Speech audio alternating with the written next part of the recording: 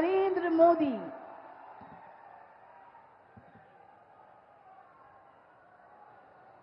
बिहार के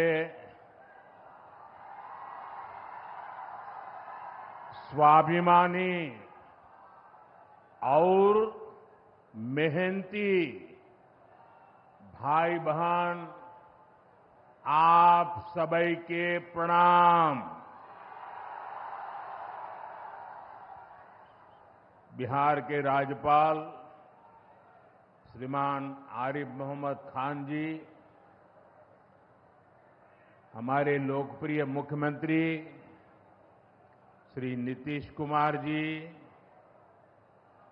केंद्रीय मंत्रिमंडल में मेरे साथी श्री जीतन राम मांझी जी, ललन सिंह जी, गिरिराज सिंह जी, चिराग पासवान जी, नित्यानंद राय जी, सतीश चंद्र दुबे जी, राजभूषण चौधरी जी, राज्य के उप मुख्यमंत्री श्री सम्राट चौधरी जी, विजय कुमार सिन्हा जी, उपस्थित अन्य मंत्रीगण, जनप्रतिनिधिगण और बिहार के मेरे प्यारे भाइयों और बहनों, आज मुझे इस पवित्र भूमि पर बिहार के विकास को नई गति देने का सौभाग्य मिला है। यहां करीब करीब 50,000 करोड़ रुपए से ज्यादा की परियोजनाओं का लोकार्पण और शिलान्यास हुआ है। आप सब बड़ी संख्या में हमें आशीर्वाद देने आए हैं। आपका ये स्नेह, बिहार का ये प्यार, मैं इसे हमेशा सर आंखों पर रखता हूं। और आज बिहार में इतनी बड़ी तादाद में माताओं बहनों का आना, ये अपने आप में बिहार के मेरे इतने कार्यक्रमों की ये सबसे बड़ी शानदार घटना है। मैं माताओं बहनों को विशेष प्रणाम करता हूं। मैं आप सभी जनता जनार्दन का हृदय से आभार व्यक्त करता हूं। साथियों, सासाराम की इस धरती के तो नाम में भी राम है। सासाराम, सासाराम के लोग जानते हैं भगवान राम और उनके कुल की रीति क्या थी। प्राण जाए पर वचन न जाई, यानी जो वचन एक बार दे दिया वो पूरा होकर के ही रहता है। प्रभु श्री राम की ये रीति अब नए भारत की नीति बन गई है। अभी पहलगाम में जम्मू कश्मीर में आतंकी हमला हुआ था। हमारे कितने निर्दोष नागरिक मारे गए। इस जघन्य आतंकी हमले के बाद, एक दिन के बाद मैं बिहार आया था और मैंने बिहार की धरती से देश को वादा किया था, वचन दिया था, बिहार की धरती पर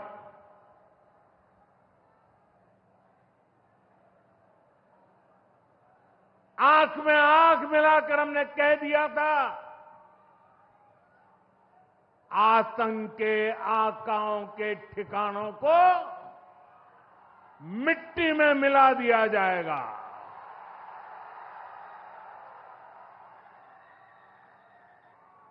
बिहार की धरती पर मैंने कहा था,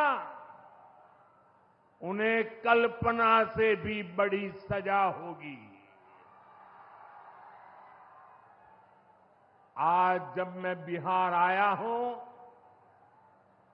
तो अपने वचन पूरा करने के बाद आया हूं।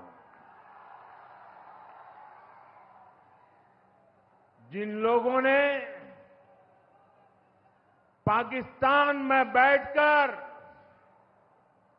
हमारी बहनों का सिंदूर उजाड़ा था, हमारी सेना ने उनके ठिकानों को खंडहर में बदल दिया है। भारत की बेटियों के सिंदूर की शक्ति क्या होती है, ये पाकिस्तान ने भी देखा और दुनिया ने भी देखा। जिस पाकिस्तानी सेना की छत्र छाया में आतंकी खुद को सुरक्षित मानते थे, हमारी सेनाओं ने एक ही झटके में उनको भी घुटनों पर ला दिया। पाकिस्तान के एयरबेस, उनके सैन्य ठिकाने हमने कुछ ही मिनट में तबाह कर दिए।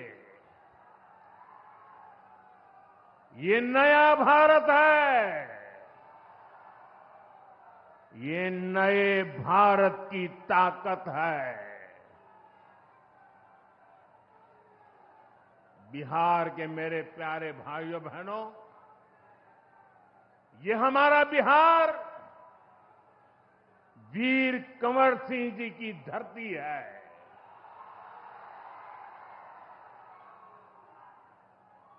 यहां के हजारों नौजवान देश की सुरक्षा के लिए सेना में, बीएसएफ में अपनी जवानी खपा देते हैं। ऑपरेशन सिंदूर में दुनिया ने हमारी बीएसएफ का भी अभूतपूर्व पराक्रम और अदम्य साहस देखा है। हमारी सीमाओं पर तैनात बीएसएफ के जाबाज सुरक्षा की अभेद चट्टान है। मां भारती की रक्षा हमारे बीएसएफ के जवानों के लिए सर्वोपरि है। और यही मातृभूमि के सेवा का पवित्र कर्तव्य निभाते हुए 10 मई को सीमा पर बीएसएफ सब इंस्पेक्टर इम्तियाज शहीद हो गए थे। मैं बिहार के इस वीर बेटे को आदरपूर्वक श्रद्धांजलि देता हूं। और मैं आज बिहार की धरती से फिर दोहराना चाहता हूं, ऑपरेशन सिंदूर में भारत की जो ताकत दुश्मन ने देखी है, लेकिन दुश्मन समझ लें, ये तो हमारे तर्कस का केवल एक ही तीर है। आतंकवाद के खिलाफ भारत की लड़ाई न रुकी है, न थमी है। आतंक का फन अगर फिर उठेगा तो भारत उसे बिल से खींचकर कुचलने का काम करेगा।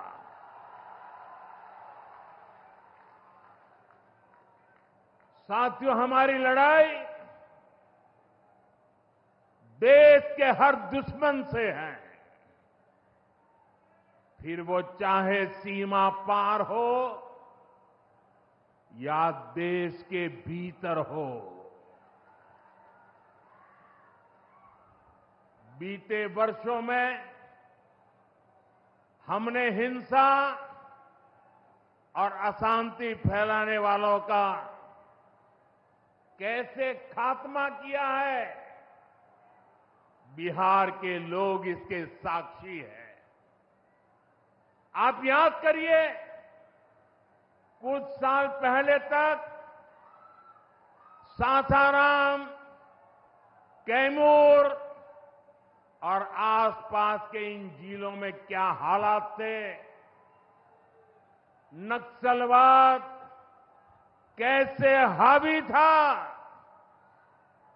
मुंह पर नकाब लगाए, हाथों में बंदूक थामे नक्सली कब कहां सड़कों पर निकल आए, हर किसी को ये खौफ रहता था। सरकारी योजना आती थी पर नागरिकों तक पहुंचती ही नहीं थी। नक्सल प्रभावित गांव में न तो अस्पताल होता था, न मोबाइल टावर, कभी स्कूल जलाए जाते थे,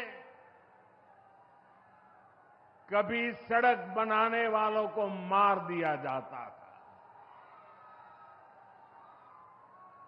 इन लोगों का बाबा साहब आंबेडकर के संविधान पर कोई विश्वास नहीं था। नीतीश जी ने उन परिस्थितियों में भी यहां विकास की पूरी कोशिश की। 2014 के बाद से हमने इस दिशा में और तेजी से काम किया। हमने माओवादियों को उनके किया की सजा देनी शुरू की। हम युवाओं को विकास की मुख्य धारा में भी लेकर आए। 11 सालों की दृढ़ प्रतिज्ञा का फल आज देश को मिलना शुरू हुआ है। 2014 से पहले देश में 125 से ज्यादा जिले नक्सल प्रभावित थे। अब सिर्फ 125 से ज्यादा, अब सिर्फ 18 जिले नक्सल प्रभावित बचे हैं। अब सरकार सड़क भी दे रही है, रोजगार भी दे रही है। वो दिन दूर नहीं जब माओवादी हिंसा का पूरी तरह से खात्मा हो जाएगा। शांति, सुरक्षा, शिक्षा और विकास गांव-गांव तक बिना रुकावट के पहुंचेंगे। साथियों, जब सुरक्षा और शांति आती है तभी विकास के नए रास्ते खुलते हैं। यहां नीतीश जी के नेतृत्व में जब जंगल राज वाली सरकार की विदाई हुई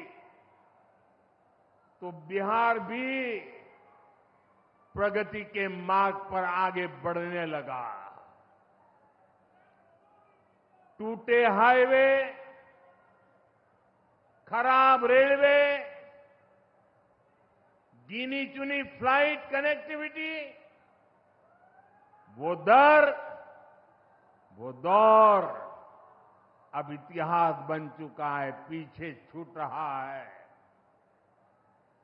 साथियों, कभी बिहार में एक ही एयरपोर्ट था, पटना। आज दरभंगा एयरपोर्ट भी शुरू हो गया है। अब यहां से दिल्ली, मुंबई, बेंगलुरु जैसे शहरों की फ्लाइट मिलती है। बिहार के लोगों की लंबे समय से मांग थी कि पटना एयरपोर्ट के टर्मिनल को आधुनिक बनाया जाए। अब ये मांग भी पूरी हो गई है। कल शाम मुझे पटना एयरपोर्ट की नई टर्मिनल बिल्डिंग का लोकार्पण करने का सौभाग्य मिला है। ये नया टर्मिनल अब 1 करोड़ यात्रियों को संभाल सकता है। बिहटा एयरपोर्ट पर भी 1400 करोड़ रुपए का निवेश हो रहा है। साथियों, बिहार में आज हर तरफ 4 लेन और 6 लेन सड़कों का जाल बिछ रहा है। पटना से बक्सर, गया जी से डोभी, पटना से बोध गया जी, पटना, आरा, सासाराम, ग्रीनफील्ड कॉरिडोर, हर तरफ तेजी से काम हो रहा है। गंगा, सोन, गंडक, कोसी समेत सभी प्रमुख नदियों पर नए पुल बनाए जा रहे हैं। हजारों करोड़ की ऐसी परियोजनाएं बिहार में नए अवसरों और संभावनाओं का निर्माण कर रही है। इन प्रोजेक्ट से हजारों युवाओं को रोजगार मिलेगा। यहां टूरिज्म और व्यापार दोनों को फायदा होगा। साथियों, बिहार में रेलवे की हालत भी अब तेजी से बदल रही है। आज बिहार में वर्ल्ड क्लास वंदे भारत ट्रेनें चल रही हैं। रेलवे लाइनों को डबल और ट्रिपल किया जा रहा है। छपरा, मुजफ्फरपुर, कटिहार जैसे इलाकों में काम तेजी से चल रहा है।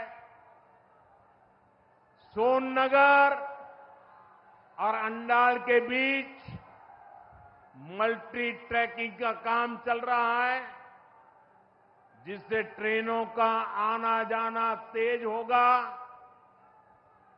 सासाराम में भी अब 100 से ज्यादा ट्रेनें रुकती है।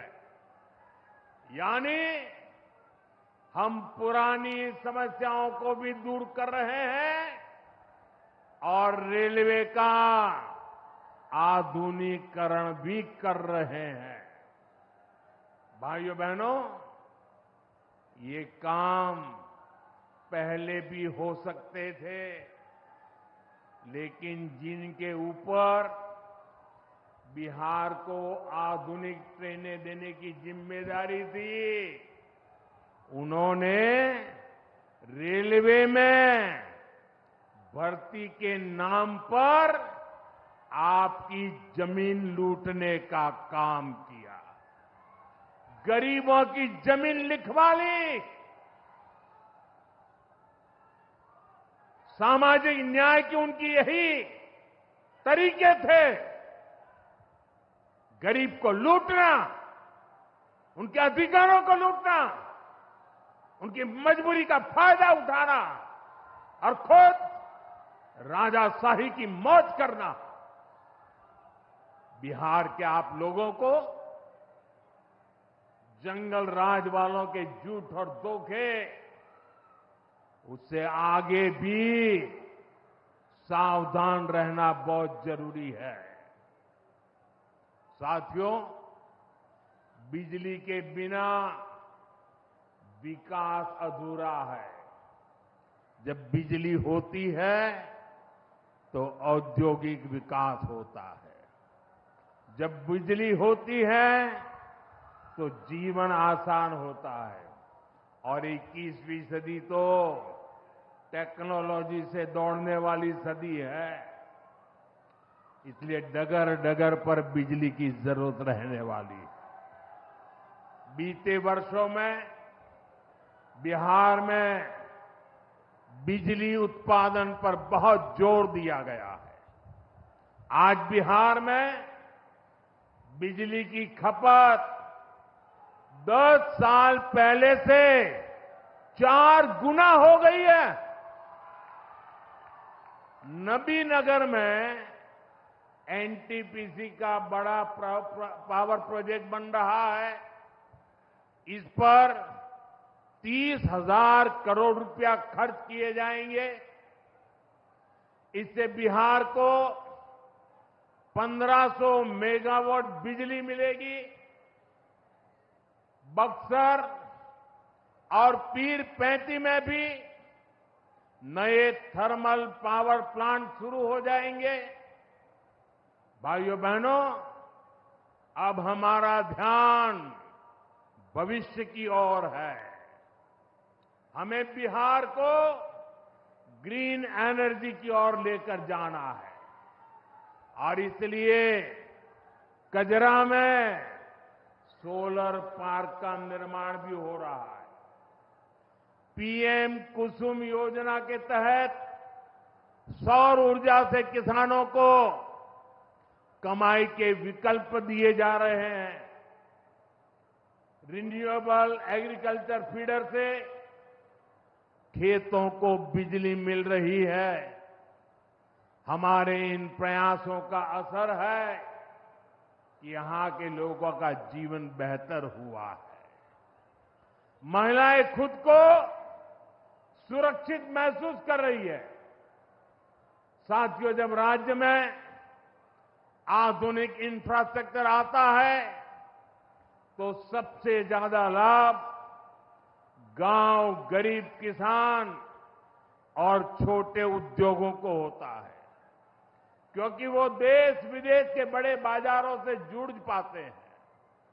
प्रदेश में नया निवेश आता है तो नए अवसर बनते हैं।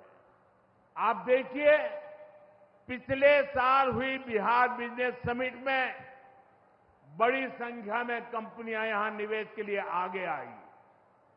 जब राज्य में उद्योग आता है तो लोगों को मजदूरी के लिए पलायन नहीं करना पड़ता, किसानों को भी नए विकल्प मिलते हैं।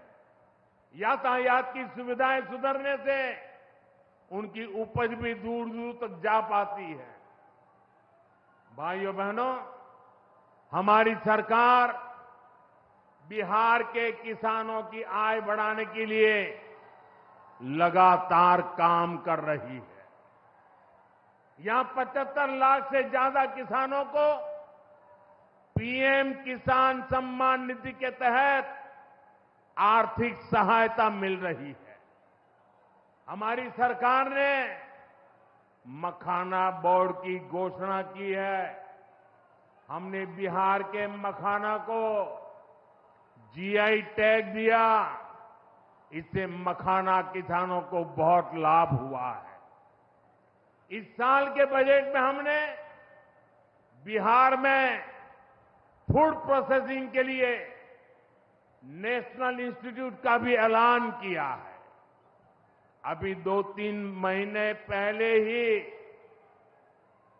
कैबिनेट ने 2-3 दिन पहले ही कैबिनेट ने खरीफ के मौसम के उसके लिए धान समेत 14 फसलों की एमएसपी को बढ़ाने को मंजूरी दी है। इससे किसानों को अपनी फसलों का बेहतर दाम और आमदनी भी बढ़ेगी। साथियों, जिन लोगों ने बिहार को सबसे ज्यादा ठगा, जिनके दौर में बिहार के गरीब और वंचित तबके को बिहार छोड़कर जाना पड़ा, आज वही लोग सत्ता पाने के लिए सामाजिक न्याय का झूठ बोल रहे हैं। दशकों तक बिहार के दलित, पिछड़ों और आदिवासियों के पास शौचालय तक नहीं था। दशकों तक हमारे इन भाई बहनों के पास बैंक में खाता नहीं था। उन्होंने बैंकों में उनके लिए तो एंट्री बंद थी, दरवाजे तक भी घुसने नहीं दिया जाता था। दलित और पिछड़ा वर्ग के ही सबसे ज्यादा लोग झुग्गी झोपड़ी में जीवन गुजारा करते थे, उनके पास पक्का घर तक नहीं था, वे बेघर थे। करोड़ों लोगों के सर पर छत तक नहीं थी। मैं आपसे पूछता हूं, बिहार के लोगों की ये दुर्दशा, ये पीड़ा, ये तकलीफ, क्या ये कांग्रेस और आरजेडी का क्या यही सामाजिक न्याय था? गरीबों को इस प्रकार से मजबूरी में जीने के लिए सारी नीतियां बनाने के आदी लोग। साथियों, इससे ज्यादा अन्याय कोई नहीं हो सकता है। कांग्रेस और आरजेडी वालों, इन्होंने कभी दलित, पिछड़ा की इतनी तकलीफों की चिंता तक नहीं की। ये लोग विदेशियों को बिहार की गरीबी दिखाने के लिए घुमाने लाते थे। अब जब दलित, वंचित और पिछड़ा समाज ने कांग्रेस को उसके पापों की वजह से छोड़ दिया है, तो इन्हें अपना अस्तित्व बचाने के लिए सामाजिक न्याय की बातें याद आ रही है। भाइयों बहनों, बिहार में और देश में सामाजिक न्याय का नया सवेरा एनडीए के दौर में दिखा है। हमने गरीब तक जीवन से जुड़ी मूलभूत सुविधाएं पहुंचाई है। हम इन सुविधाओं को 100% लाभार्थी तक पहुंचाने के लिए काम कर रहे हैं। 4 करोड़ नए मकान, 3 करोड़ बहनों को लखपति दीदी बनाने का मिशन, 12 करोड़ से ज्यादा घरों में नल का कनेक्शन, 70 साल से अधिक उम्र के हर बुजुर्ग को 5 लाख रुपए तक का मुफ्त इलाज, हर महीने मुफ्त राशन की सुविधा। हमारी सरकार हर गरीब और जरूरतमंद के साथ खड़ी है। साथियों, हम चाहते हैं कि कोई भी गांव छूटे नहीं, कोई भी हकदार परिवार सरकार की योजनाओं से वंचित न रह जाए। मुझे खुशी है, इसी सोच के साथ बिहार सरकार ने डॉक्टर भीमराव अंबेडकर समग्र सेवा अभियान शुरू किया है। इस अभियान में 22 जरूरी योजनाएं एक साथ लेकर सरकार गांव-गांव, टोला-टोला पहुंच रही है। हमारा लक्ष्य है हर दलित, महादलित, पिछड़े, अति पिछड़े, गरीब के घर तक सीधे पहुंचना। मुझे बताया गया है कि अब तक 30,000 से ज्यादा कैंप लग चुके हैं। लाखों लोग इस अभियान से जुड़ चुके हैं। जब सरकार खुद लाभार्थियों तक पहुंचती है तो ना कोई भेदभाव होता है और ना ही कोई भ्रष्टाचार होता है, और तभी सच्चा सामाजिक न्याय होता है। साथियों, हमें हमारे बिहार को बाबा साहब आंबेडकर, कर्पूरी ठाकुर, बाबू जगजीवन राम और जेपी के सपनों का बिहार बनाना है। हमारा लक्ष्य है विकसित बिहार, विकसित भारत, क्योंकि जब जब बिहार ने प्रगति की है, भारत दुनिया में शिखर पर पहुंचा है। मुझे विश्वास है हम सब मिलकर विकास की रफ्तार को और आगे बढ़ाएंगे।